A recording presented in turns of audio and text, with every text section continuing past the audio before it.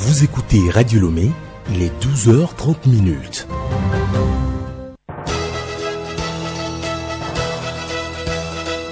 Le journal Bénédicte Kanda.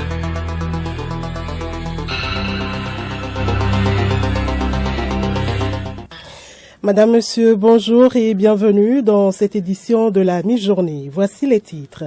L'image de la femme au centre d'une série de formations à Kara. Il a été question de sensibiliser les journalistes des régions centrales, Kara et des savanes sur le traitement valorisant la femme. L'habillement des jeunes en milieu scolaire et d'apprentissage, on en parle dans cette édition. Yao Kamake a promené son micro pour recueillir les avis. Santé Plus, que faire des médicaments non utilisés ou périmés qui traînent dans nos maisons? Docteur Dalmeida Ayigil, pharmacien, est l'invité de la rédaction. Et puis sport football, le 4e acte du championnat national de 2e division démarre ce mercredi. Les différentes affiches et le tableau des quarts de finale du mondial Qatar 2022 à suivre dans la page des sports.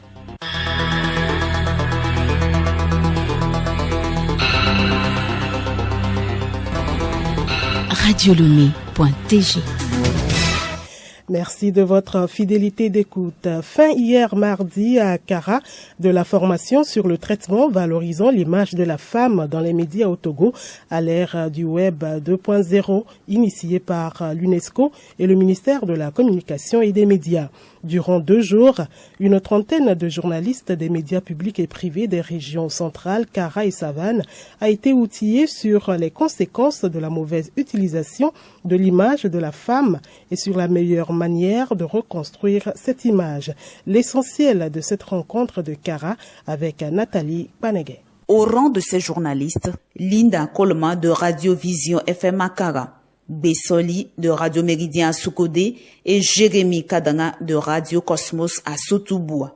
Le téléphone est un outil très dangereux. Donc, si nous prenons des photos, il faudrait que nous fassions bon usage à ne pas publier n'importe quel genre de photos sur les réseaux sociaux. Aujourd'hui, notre jeunesse, tout de suite, quand j'ai mon Android, je vois une image qui, par exemple, de la tête aux pieds, ça montre une partie bizarre de la femme. Tout de suite, je veux partager pour qu'on dise que je suis le premier à partager cette image qui va faire du buzz. Comme on le dit, je me mets à la place. Si c'était mon image, on partage. Ça va faire quoi? Nous avons aidé à ternir l'image de la femme. Nous devons maintenant aider à rebâtir l'image de la femme. Que chaque jour, dans nos programmes, dans nos émissions que nous animons, pensons à donner de petites astuces qui vont contribuer à relever l'image de la femme. C'est d'afficher les bonnes images de la femme qui reflètent le vrai modèle. Pour le conseiller technique du ministre de la Communication et des Médias, Ambroise Clévor, la revalorisation de la femme passe par plusieurs moyens. Il ne s'agit pas seulement de l'image de la femme, il s'agit du contenu que nous produisons. Dans nos sociétés, les stéréotypes, les clichés sont tellement ancrés qu'il y a des réactions que nous avons sans nous rendre compte qu'elles briment l'image de la femme ou qu'elles ne donnent pas ce que nous attendons comme image valorisée de la femme. L'autre moyen est de pousser la femme elle-même à l'action. De Kara, Nathalie Paneguet pour Radio Lomé. Merci à vous Nathalie Paneguet. Cette étape de Kara est la 2e après celle de Kpalimé. La même formation se tient demain jeudi et vendredi à Takwame avec les journalistes de cette partie du Togo. L'image de la femme à décrier de nos jours est également constatée en milieu scolaire, dans les ateliers et centres d'apprentissage. Certains élèves et apprentis ont pris l'habitude de s'habiller de façon extravagante. Le point de vue de l'homme de la rue sur le sujet dans ce micro-trottoir réalisé par Yao Kamake. On peut accuser les parents parce que chaque parent est tenu de surveiller l'habillement de son enfant avant de sortir.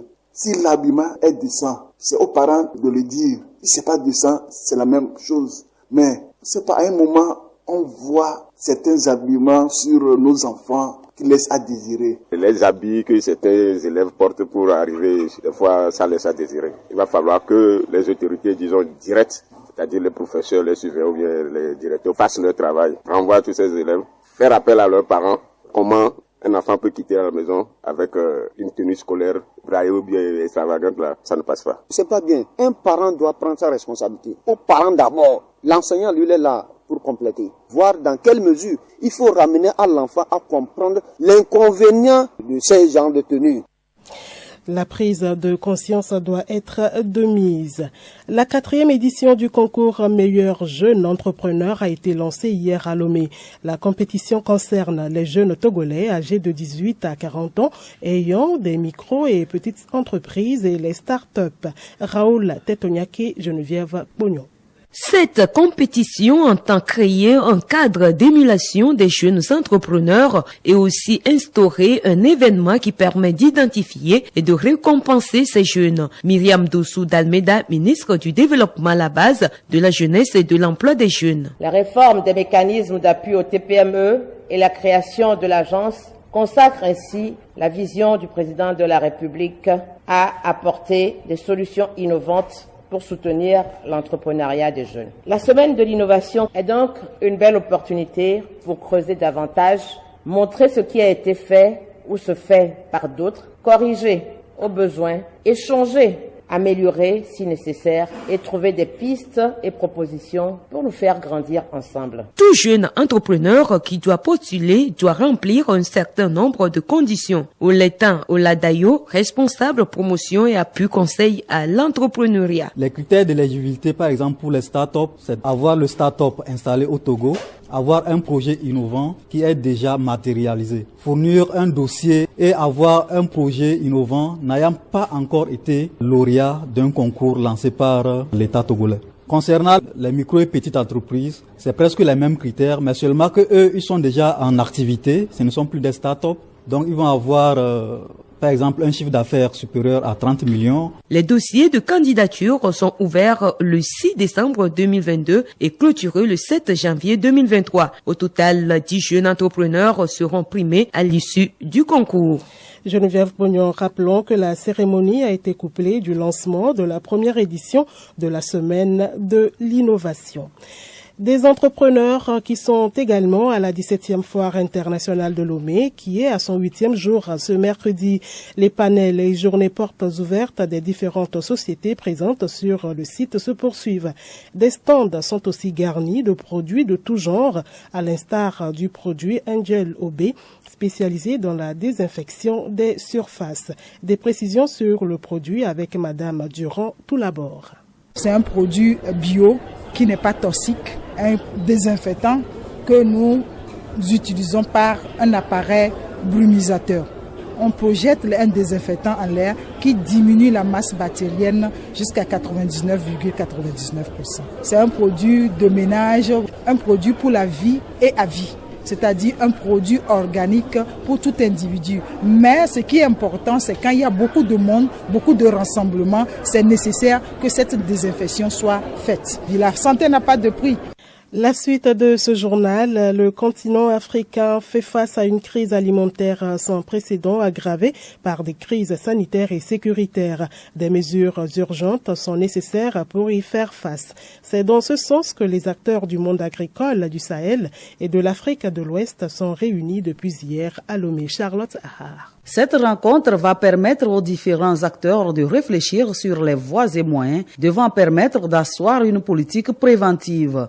Le président honoraire du Club du Sahel et de l'Afrique de l'Ouest, Dr Ibrahim Hassan Mayeki, tire la sonnette d'alarme. D'ores et déjà, les mots faim, vie chère, pauvreté rythment les revendications sociales dans plusieurs pays et nous savons tous qu'une personne affamée est un danger en puissance, car elle est prête à tout tenter pour sa survie, y compris par la violence.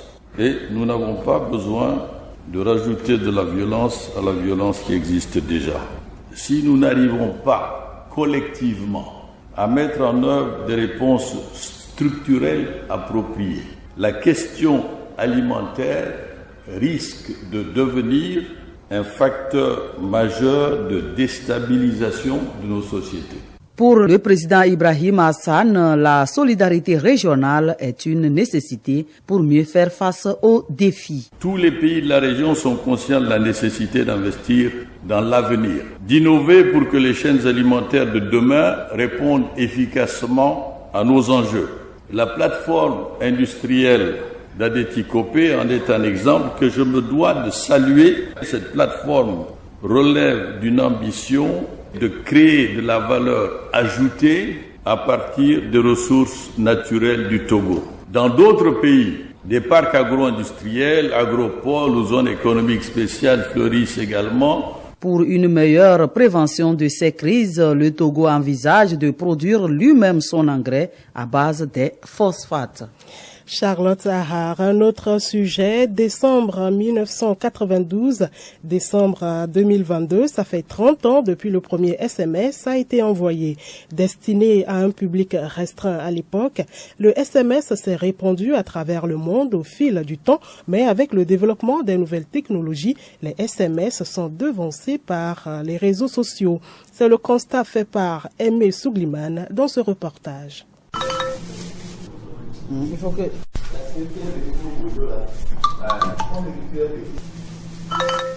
Ces sonneries sont des alertes de Short Message Service, SMS, comme on les appelle. Louis Kodjovi, assis dans une chaise à table, téléphone Android accroché à sa bouche, est en train de faire un long message vocal WhatsApp. Le SMS n'est plus son goût aujourd'hui. Le WhatsApp a tout pris maintenant. Parce que SMS simple, quand tu écris, tu l'envoies à la personne, tu ne vas pas savoir si il ou elle a reçu. WhatsApp, directement tu vas savoir s'il a lu ou pas. Donc c'est rare que moi j'écris des SMS aux gens maintenant. Laissez des SMS là, tu vas patienter, voir si la personne va vous répondre ou pas, alors que vous ne savez pas s'il a vu ou pas. Boris Merveille, étudiant en mathématiques, lui pense que les SMS, certes challengés de nos jours par les nouvelles technologies, ont toujours quand même de la valeur. Oui, ils ont de la valeur parce que les gens ne sont pas connectés. Des fois, si tu leur envoies un SMS là, ils voient ça et puis bon, ils répondent. Valeur ou pas de SMS, certains restent neutres, puisque tout dépend du besoin de celui-ci. Moi, personnellement, si j'ai besoin de SMS, je vais utiliser. Si j'ai besoin de WhatsApp, je vais utiliser aussi. Au moins, il n'y a pas de préférence, ça dépend du besoin.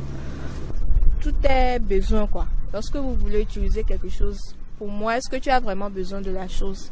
Si tu as besoin de la chose, tu vas l'utiliser. Si tu n'as pas besoin de la chose, à quoi bon de l'utiliser? Le premier SMS a été envoyé le 3 décembre 1992 par l'ingénieur britannique Neil Pefwef. Le contenu disait ceci: Merry Christmas. Aimé Sougliman, merci. Santé Plus, des médicaments pharmaceutiques, produits cosmétiques ou médicaments vétérinaires périmés ou non utilisés traînent dans nos maisons. Que devons-nous faire de ces produits? Ne constituent-ils pas un risque de pollution ou d'intoxication pour nous? Ce sont les préoccupations que révèle le magazine de ce mercredi. Vous suivrez en fin d'édition l'invité Dr Dalmeda Ayi Gilles, pharmacien. Le journal Bénédicte Kanda. Actualité hors du Togo après 2 ans de report en raison de la pandémie et de la politique sanitaire de Pékin.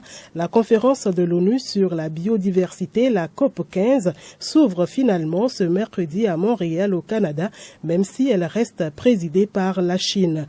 L'objectif des négociateurs pendant les 2 prochaines semaines, aboutir à un accord international avec des engagements concrets d'ici à 2030 pour protéger la nature. Et puis en Allemagne, la police déjoue une attaque armée contre le Bundestag. La radicalisation de l'extrême droite allemande n'est pas nouvelle, mais l'opération sans précédent menée ce matin contre un groupe terroriste suspecté de vouloir prendre le pouvoir va au-delà des dangers régulièrement évoqués. 3000 policiers dans 11 régions allemandes sur 16, 25 interpellations, au total 52 suspects. Il s'agit de la plus grande opération contre un réseau terroriste en Allemagne depuis la guerre. Le groupe ne voulait rien de moins que la prise du pouvoir et une attaque contre le Parlement avait été prévue l'an dernier. Sport, football, la Coupe du Monde 2022. Le Maroc jouera les quarts de finale face au Portugal. Les 2 nations ont décroché hier leur ticket.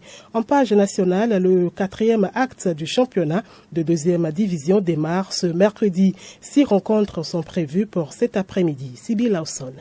À partir de 15h, sur son terrain, la JCA d'Agoué 9e offre l'hospitalité à Arabia de Tablibo 2e. C'est le municipal de Kara qui accueille le duel des mal classés entre Fouadon de Dapan avant-dernier et Foupa de Sotobois dernier. L'explication entre Agua de Kusuntu 11e et Koroki Metete de Chomba 4e se déroule au municipal de Sokodé. Kotoko de Lavier 8e croise à Palimé, Bikenti de Bassar 3e. CDF Aknour de Bafilo 5e effectue le déplacement d'Ablogam et Pourri défier Étoile Filance de Lomé 7e. À Womé, le leader Maranatha de Fiokpo tentera un 4/4 lors de la réception de Doumbé de Mongo 6e. Ce 4e acte de la D2 nationale prend fin demain jeudi avec le match à Gaza-Ifodje.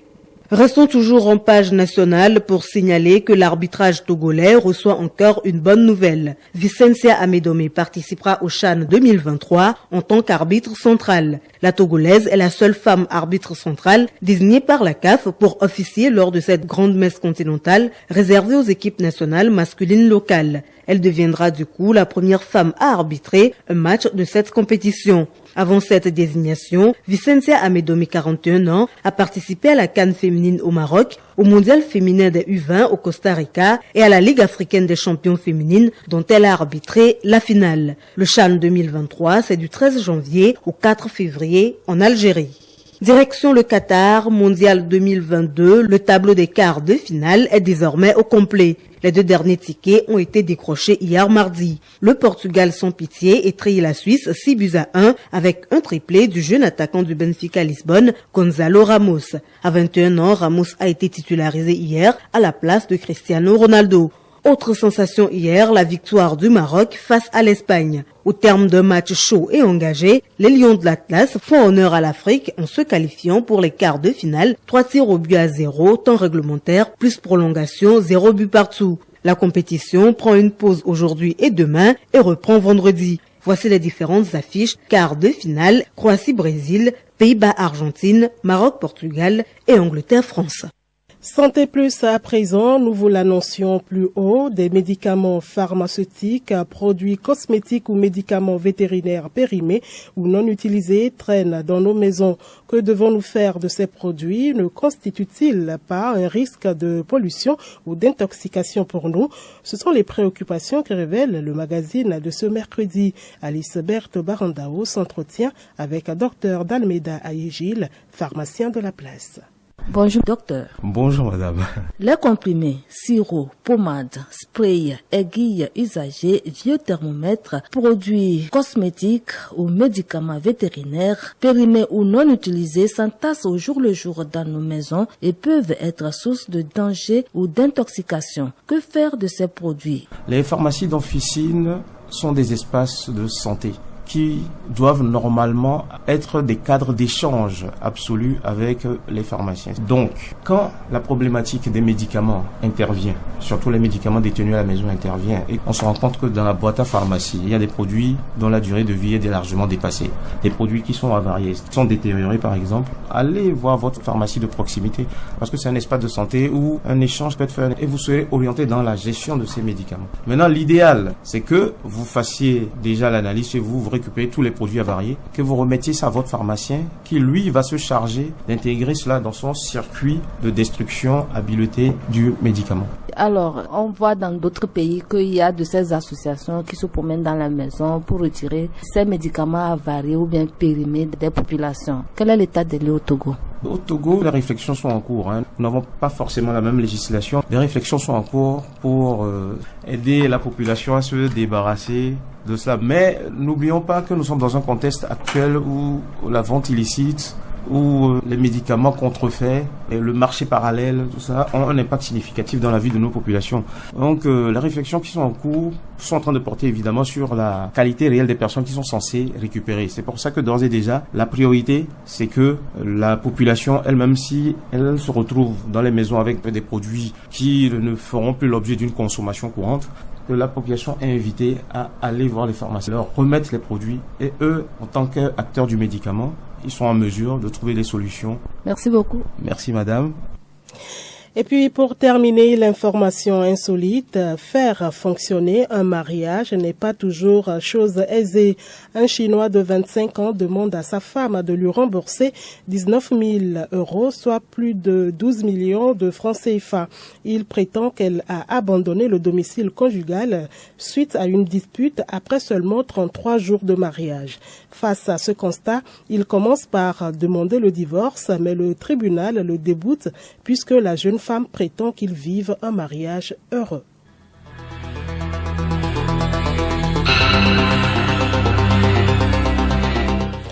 Madame, Monsieur, voilà qui met fin à ce journal. Merci de l'aimable écoute. Un rappel de l'essentiel, il a été question de l'image de la femme dans les médias. Les journalistes sont sensibilisés pour un traitement valorisant la femme. Très bel après-midi à vous à l'écoute de nos programmes.